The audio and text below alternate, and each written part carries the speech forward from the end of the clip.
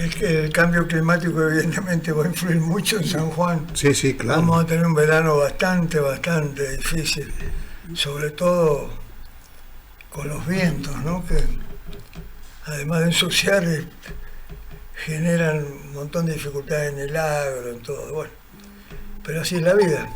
Claro. Estamos viviendo acá. Carlos, realmente, ¿no? Siempre nos preocupamos de eso y hay que preocuparse porque siempre las temperaturas nuestras han sido fuertes. Y bueno, y con el cambio climático se va a profundizar esto. Sin duda. ¿No es cierto? Las estadísticas marcan eso.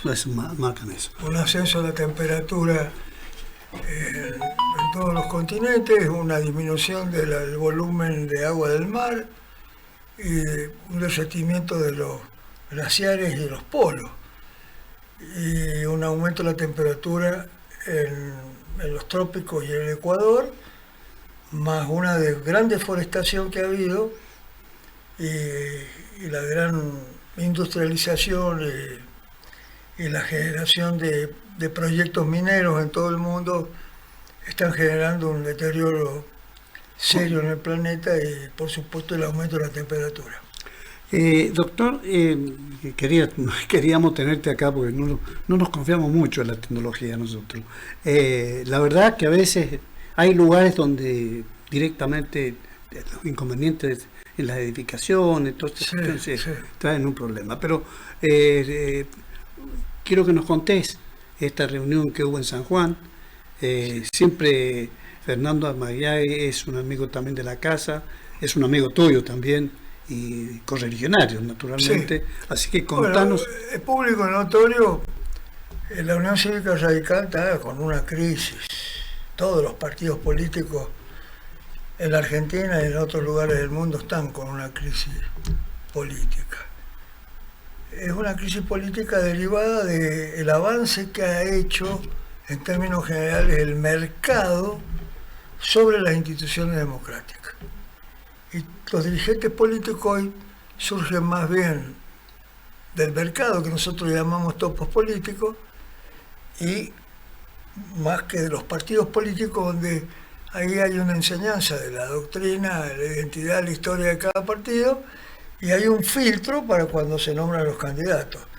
Los filtros en las elecciones internas o la selección entre los dirigentes más conspicuos de cualquier partido, no hablo del mío, sino de todos. Por allá por los años fines del siglo pasado, 1900, el mercado irrumpió en la política, en donde muchos presidentes que llegaron a través de los partidos empezaron a buscar colaboradores que estaban vinculados a las fuerzas empresariales, bancarias, al poder económico, etcétera, etcétera. Entonces los partidos políticos fueron perdiendo identidad, fueron perdiendo fuerza. El primer caso que tuvimos aquí en Argentina fue Menem, cuando fue presidente se rodeó de artistas, de gente que no era de la política, y los metió en política. El mismo Scioli, bueno, varios más son nombrables. Palito Ortega. Y en San Juan el primer topo de la política fue Escobar, nombrado un empresario destacado en materia automotriz que de la mano de Eduardo Menem vino acá y fue gobernador por el justicialismo. Y el justicialismo fue el partido que más ingreso dio a estos topos políticos. Bueno, le fue muy bien en las elecciones, pero también perdió historia e identidad. Y lo mismo le pasó al radicalismo. Igual. Con Jorge Escobar también una experiencia. Fue destituido, volvió. Sí, pero eso bueno, eso es una contingencia. Historia, pero digamos, en términos generales, los partidos políticos pasaron a ser secundarios en la selección de los candidatos, y especialmente candidatos que tuvieran la doctrina de cada partido, soportaran su historia, que es con sus errores y aciertos, y ingresaron a la política sin identidad ideológica, más tirando para el mercado, favoreciendo a los más ricos, favoreciendo a los más poderosos y deteriorando una trayectoria de equilibrio social que se hizo en la Argentina durante 30 años, y hoy Hoy el ejemplo más claro es Milei, que está con las fuerzas del cielo, que yo diría las fuerzas del cielo del mercado. Entonces tiene toda gente que viene del justicialismo en su mayoría y mucha gente que viene del sistema bancario, de los sistemas financieros, y ahí se produce graves contradicciones, ¿no es cierto?, entre la política macroeconómica con los intereses del país, su soberanía, y lo estamos viendo, ¿no? Claro. Así que bueno, nosotros estamos en crisis y estamos tratando de resolver las crisis. Las crisis sirven en todos los órdenes de la vida para poner un parate y crecer de nuevo. A propósito de eso, se han movilizado muchísima gente en el partido, generalmente gente más grande, a través de algunas fundaciones que tenemos. Está la Fundación Arturo Illia, cuyo objetivo era difundir nada más que la personalidad de un gran presidente que se le frustró su carrera por un golpe militar, pero que no solo el signo más destacado de Illia fue la honradez, sino fue la ejecución y la toma de decisiones. Contrariamente a un mote que se le puso de tortuga, bueno, se le falsificó la figura por parte de los medios de difusión, generalmente manejados por grupos liberales que no quieren el radicalismo. Los otros y que propiciaron el golpe militar más obtuso que hubo en el país, que fue el golpe, todos fueron obtusos, pero este fue peor, de Onganía.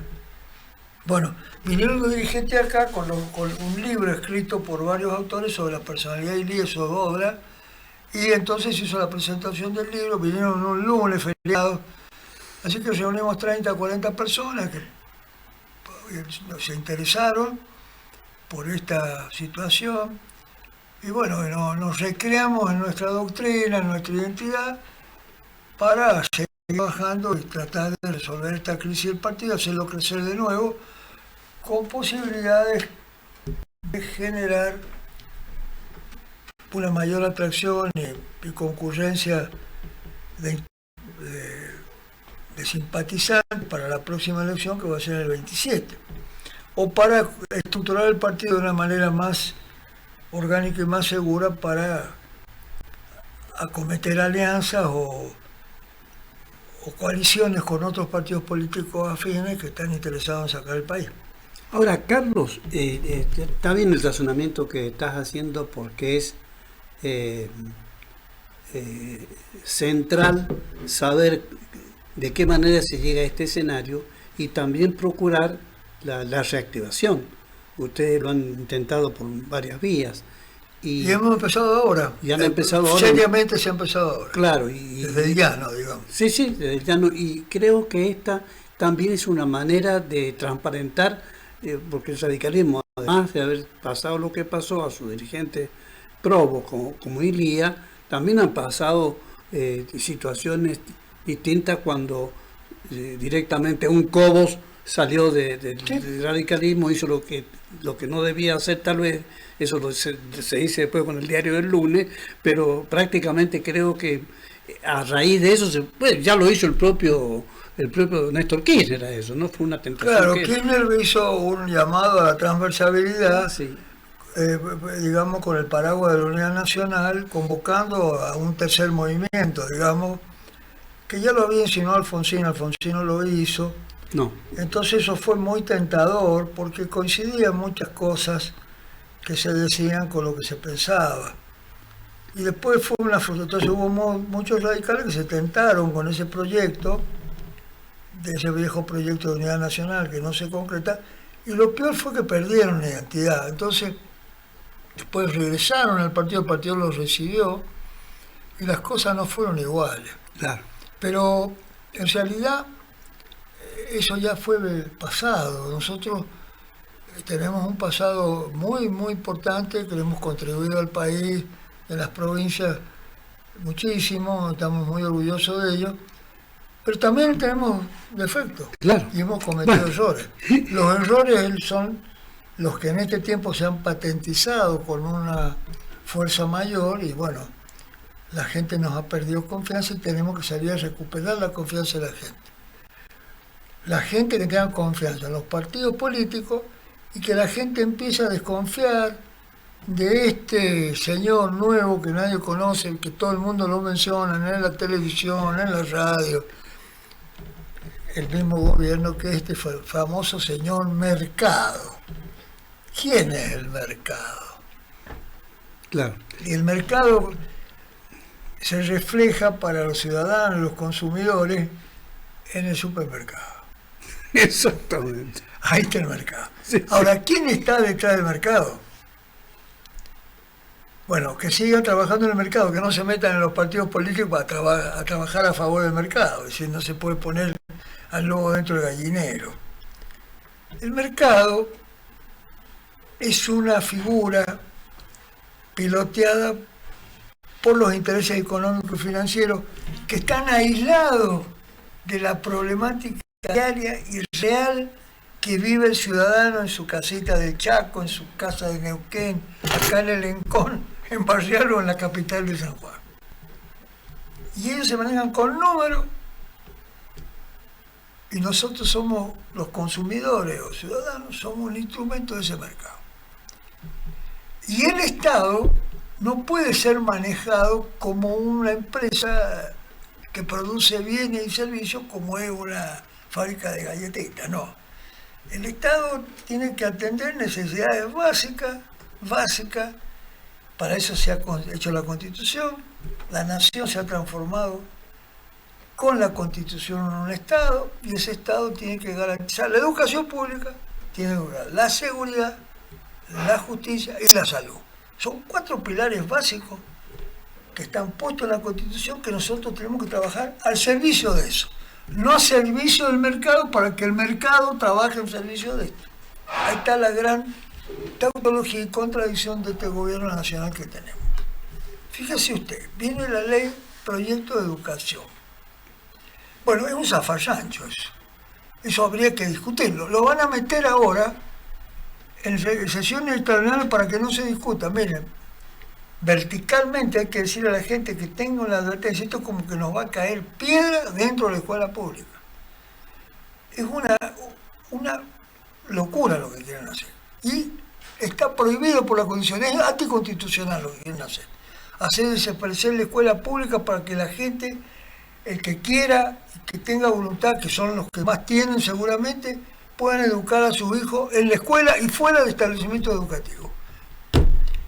Que las maestras pasen a ser productoras de servicios de alguien que brinda salud. No, señor, las maestras son, como dice el maestra, son las docentes que enseñan no solo la educación, sino los comportamientos mínimos vitales que trae el individuo de su familia, que es la cortesía, la amabilidad, la educación, la solidaridad, el extenderse la mano, y eso lo tiene que garantizar el Estado a través de la escuela pública, porque todos somos iguales dentro de la escuela pública.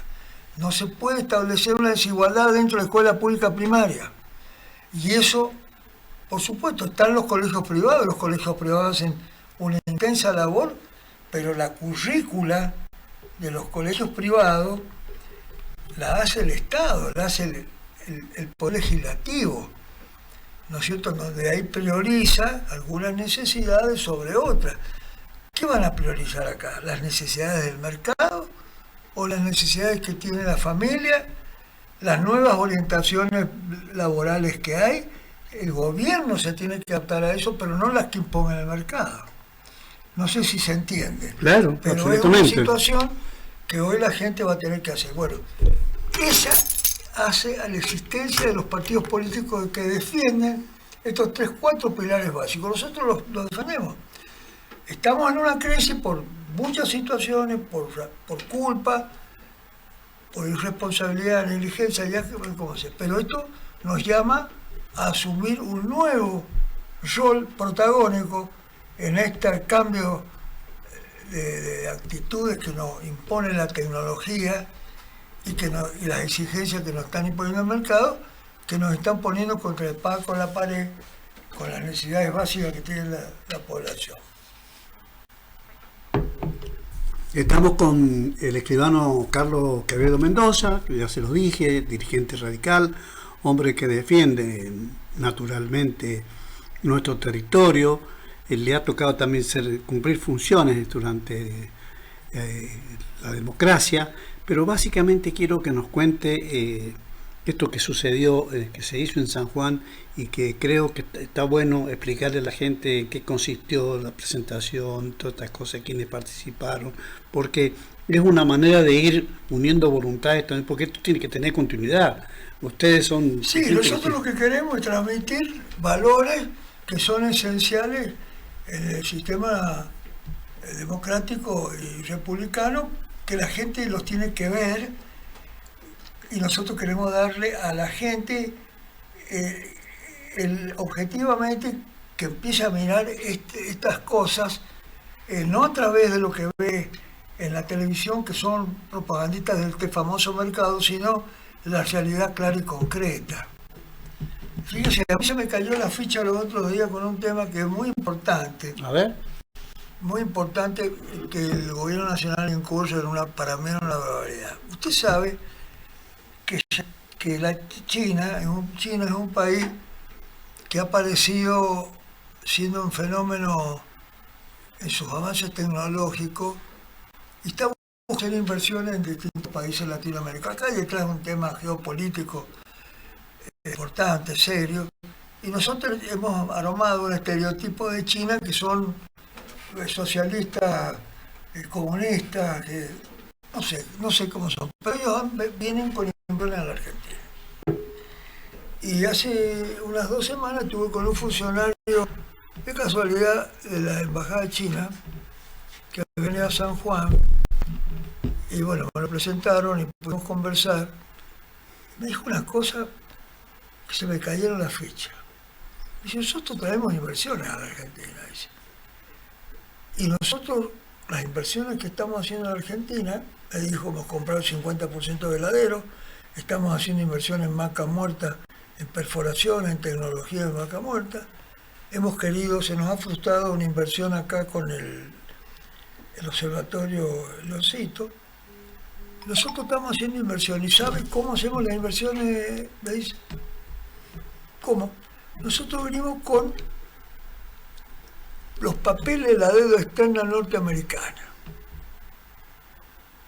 Venimos con los bonos de la deuda externa norteamericana, que China tiene 300.000 millones de dólares depositados de bonos de la deuda externa norteamericana. Y nosotros, cuando venimos a hacer una inversión acá, vamos por el Banco Central, depositamos el bono de la deuda externa norteamericana, lo reconvierten al valor del dólar en pesos argentinos de curso legal, y nosotros hacemos las inversiones.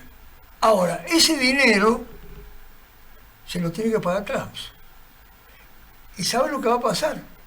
Trump lo va a hacer poner cola con los acreedores y les va a pagar cuando quiera. Pero eso no es un problema de los chinos, es un problema de Estados Unidos, me dice. Se me cayó la ficha. Se me cayó la ficha ahora que hablan de Trump, que viene. Y sí, esto es un negocio que Trump ha abierto la posibilidad de que China haga inversiones con el dinero de él, pero hay que pagarle a estos países el bono de Estados Unidos. Son fondos que van a salir de la economía argentina. Este es un negocio internacional de la inserción del mercado en el gobierno, donde hay una pérdida de soberanía muy fuerte. Bueno, eso, estamos luchando contra eso. Qué bárbaro, sí. La verdad que cuando uno escucha todas estas cosas dice, bueno, wow, qué cosas pueden pasar, porque ya esto que vos querés hacer, ustedes quieren hacer para producir los cambios que van notando, y el tema que hemos coincidido siempre contigo tiene que ver con la corrupción. Ese es otro tema que está dentro del sistema democrático. La Por eso me corrupción preocupa. vino desde afuera del Estado hacia adentro. Claro, sí, claro. Y la corrupción es una anguila muy difícil de agarrar, porque tiene 2 cabezas. La que entrega y el que recibe. Y bueno, la corrupción tiene su historia y fue creciendo, y bueno, ahora ha llegado a unos niveles inauditos. Bueno, estamos resistiéndonos a eso también, pero pero bueno, hay que reeducar a la gente y creo que los partidos políticos hoy, todos los partidos políticos que tienen buenas intenciones, tienen que hacer el filtro con sus propios dirigentes que no funcionan o que están vinculados o sospechados seriamente de este nube de la corrupción o de las cosas que no se deben hacer. Debe ser un filtro el partido. Y también tienen que ser los partidos políticos, que eso es lo que estamos tratando de hacer nosotros, un centro de reeducación para que conozcan los derechos que son inalienables, que están en la Constitución, para que unirlos de instrumentos para que ellos se defiendan en la vida, conociendo frente a esta otra realidad que es el mercado que avanza sórdidamente sobre nuestras familias y sobre nuestras cosas, imponiéndose cosas absurdas, muy absurdas, y que nos están sacando mucho recursos y mucho, que es el trabajo nuestro. Parte del trabajo nuestro, el salario nuestro, todas estas cosas. Ahora se haga una reforma laboral, que se haga la reforma laboral, pero tienen que intervenir los actores de esta reforma laboral. Nosotros radicalismo, si tenemos que intervenir los partidos políticos, pero también tienen que intervenir las fuerzas laborales, no los dirigentes gremiales. Tienen que consultarle a los trabajadores y ponerle bien clarito cuáles son las reformas. Nadie sabe cuáles son la profundidad de las reformas. Acá se van a atacar los salarios mínimos, se le va a meter la mano en el bolsillo, se va a privilegiar al empresario. Ojo, es un tema, se ha construido una socialdemocracia, una democracia social en años, equilibrando el capital con el trabajo para que los dos trabajen en forma conjunta. Esta reforma laboral va a servir para que se encolumne el trabajo y la producción y produzca en el país, o va a ser un entorpecimiento. De hecho, yo creo en la reforma. La Unión Cívica Radical, yo soy reformista, pero cuidado, reformas que no tergiversen y esa reforma pasemos a ser a los empresarios a ser los explotadores de los trabajadores. Eso no. Claro, se ha dado, por ejemplo, el caso al revés, empresarios que se han puesto las botas consiguiendo dinero. Bueno, el causa Cuaderno, por ejemplo, Carlos, que es realmente escandaloso, una vergüenza. Pero ojo, como digo, la corrupción tiene dos cabezas, el que entrega y el recibe. Y ahí están los empresarios, y estos empresarios están ahí en el gobierno ahora. Entonces, el tema es, ¿cómo es esto? Se cambian de colores según la ocasión, son camaleones. Ese es el problema que tenemos, la transformación. Yo le voy a decir una cosa, pero se la digo con toda claridad. A mí me aterra esto de la motosierra de este señor, Milei. Es cierto, él vino con la motosierra y le sirvió para ganar las elecciones en un contexto que fue legítimo ganador. Eso no lo voy a discutir. Pero la motosierra, ¿a quién se la metió? A los más débiles. Miren, a los discapacitados, a los jubilados, a las universidades, a la provincia, a la salud, a la educación, al CONICET, a los científicos, a los artistas, a los más débiles. Ahora, este señor no usó la motosierra con la aduana, ni con el ARCA o AFIP, ni contra la CIDE, ni tampoco le metió la motosierra a los bancos, ni a la financiera, ni a las mafias de la industria de la pesca, la hidrovía, ni tampoco le metió la motosierra a la intermediación comercial que genera la corrupción y a los carteles de la construcción que están metidos en el gobierno. No, a los débiles. Por eso yo digo que el señor Milei es un cagón. Usó la motosierra con los más débiles. Eso fue, y un cobarde. Claro. Entonces, a nosotros nos enerva esto. Nos enerva. Y la gente no escucha, porque no se da cuenta de lo que está pasando. Los partidos políticos, tanto el peronismo tiene que ayornarse, y es un problema de ellos, pero ellos tienen que también sacarse las costras que tienen. El peronismo tiene identidad y tiene una historia, es rica en identidad y es rica en historia. Han tenido este problema, bueno, se tienen que sacar las costras y ser un partido, y nosotros también tenemos que sacar nuestras propias costras y volver a ser los partidos los que construyan los cimientos de lo que necesitamos y estamos peleando hace 50 años, que es la unidad nacional. Sin unidad nacional no va a haber república, se la van a comer los mercados y los bancos. Y eso la gente lo tiene que entender. Y bueno, en eso estamos, en eso empezamos, esa es la crisis, y ahora estamos todos los agentes de la Unión Cívica Radical trabajando. Este no es un año de elecciones, este es un año para aprender, un año para saber dónde estamos parados, para saber cuál es la dirección que tenemos que tomar, para saber las debilidades y fortalezas que tiene el gobierno, para saber qué podemos contribuir nosotros a mejorar estas cosas. Para eso estamos ahora en este año, que es año para el 26, para reconstruir nuestro partido político.